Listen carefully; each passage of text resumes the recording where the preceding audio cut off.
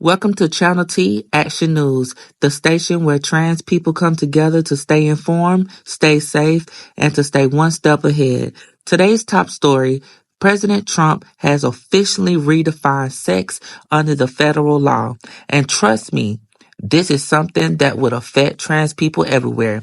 Let's break it all down.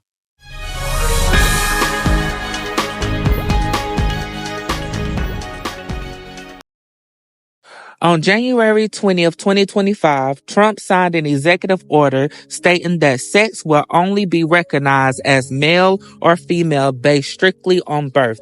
What does this mean? It means the U.S. government will no longer acknowledge gender identity.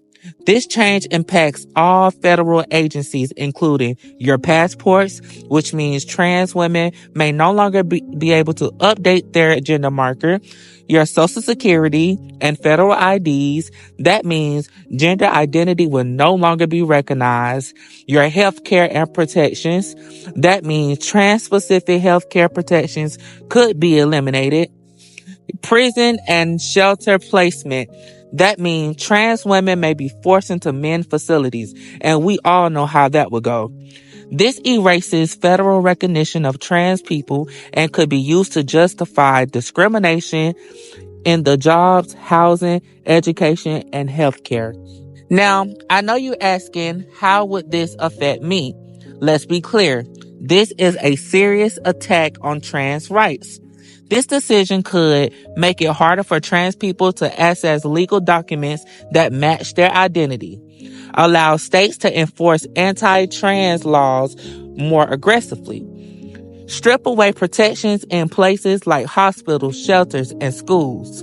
If you have already updated your documents, your records may not change immediately, but this order sets the stage for future rollbacks. I know you're asking, what can I do? Well, here are some things. 1, if you haven't updated your legal documents, do it now. If you still need to change your passport, social security, birth certificate, start the process now before new restrictions are put in place. Number 2, stay connected with legal groups, trans advocacy organizations. A good trans advocacy organization is follow people like Hope Dazelle, who is out doing the work, T.S. Madison, Laverne Cox, groups like the Lambda Legal, the ACLU, the National Center for Trans Equality they already are fighting against these things. Number 3, watch out for changes at a state level. Even though this is a federal policy, states still have the power over many trans-related rights. If you live in a red state, expect more restrictions to follow. Stay ahead by tracking what's happening in your states. Number 4, support local mutual aid and trans organizations.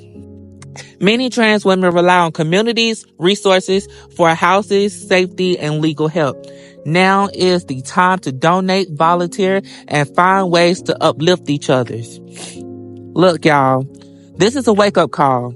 The government is trying to erase trans people from federal protections.